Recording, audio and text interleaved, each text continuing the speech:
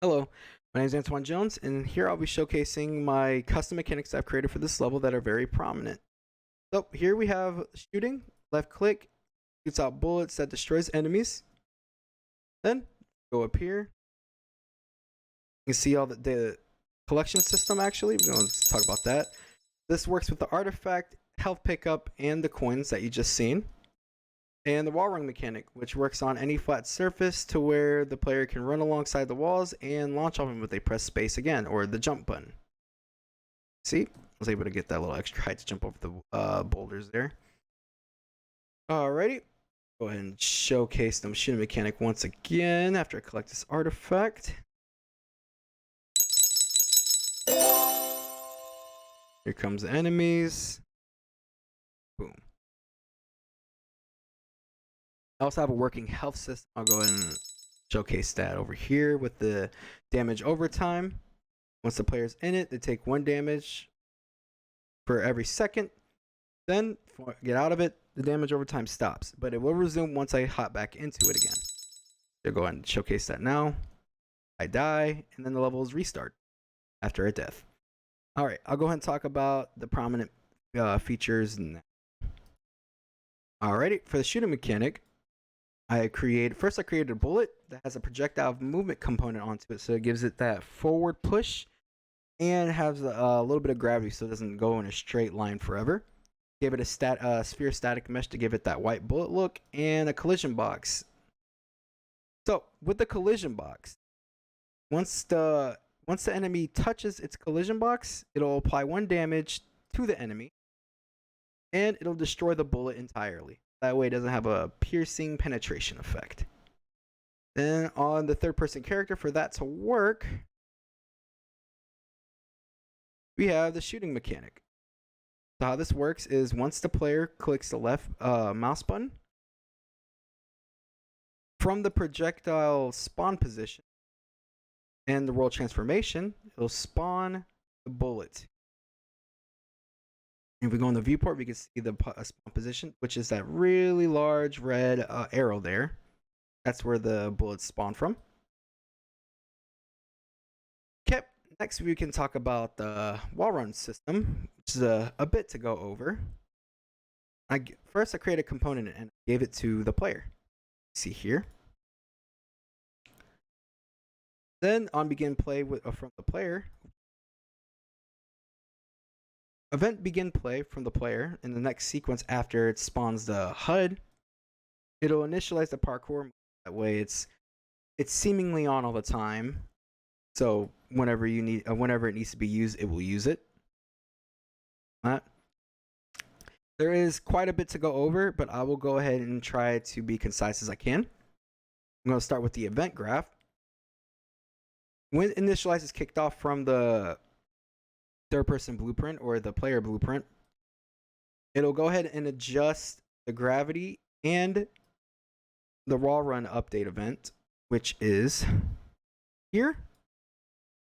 In this function, this goes over how if it's on the left or the right side of the player, it'll go and determines its direction and which side is the left side or the right side of the model. So here, this is for the coding for the right side of a right wall. This will also adjust the gravity, and these are instance editable. So I have it to set up to where it's not too crazy. You don't fall down, but you're also not like gaining gravity at the same time. And it'll set it. And here we have for the left side, if it's not on the right, which is false. So if it's a left wall, pretty much, I'm going to adjust it here with the macro that I created for the vector, which we'll look at here now. Here we got the location, right vector, forward vector, and copied here as well. This one is for the right side of the player, and this is for the left side of the player. You see we multiplied the vector by -75 and the forward vector by -35. That's for the left. For the right, I just made the 75 into a positive for the right vector. Then we add all 3 values together, and the outputs for right and left are just here. So once on the wall, And if it's true, while also being not the right side of the wall, then basically the player is running left or on the left wall, like their left side of the body. And it'll just gravity as intended.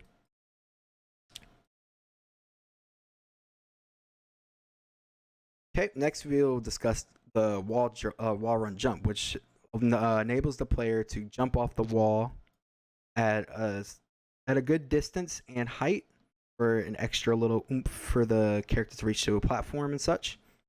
So, if the player is wall running, and the wall runs, that way the player doesn't. Let's say if the player tries to jump off the wall, they won't latch right back onto the wall. This will help them detach from the wall here, and it'll have a reset timer, so it'll quickly help the player attach to a separate wall should they need to. We have a wall run jump off force variable that I created. Give it a 500, so essentially this helps launch the player forward and higher, which I have a normal variable was that's been split, and jump height variable that I created. Next is the item collection. These all relatively work the same. I will go ahead and go over the coins specifically. So with the coin, I have the static mesh of a gray coin since it takes place in a village. I wouldn't necessarily say they have gold coins, but that's besides the fact here.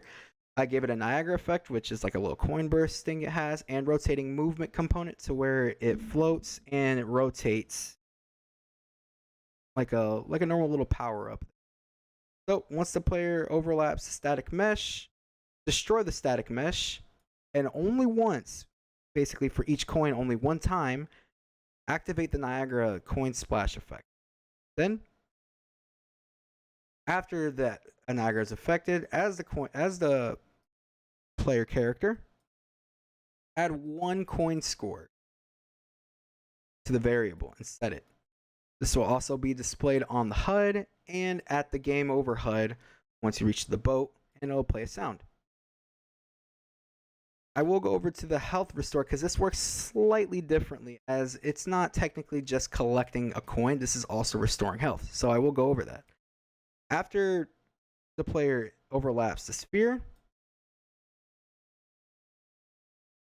destroy both components, which is essentially like the little cross. They're both made up of 2 cubes. Then it'll add 1 to the current health, and I made a clamp. This is important so that way it doesn't accidentally overheal. So it'll only always heal up to 3 and not over 3. And set that as your current health. Next thing, for the data collection for the end game, or on the game over screen, I made a variable within the third person character called health picked up. This helps me add to the game over widget for the total amount of health pickups that have been picked up. It'll add 1 to that counter and it'll set it. And that's about all the custom mechanics I have to showcase. Thank you guys for tuning in, and I appreciate it.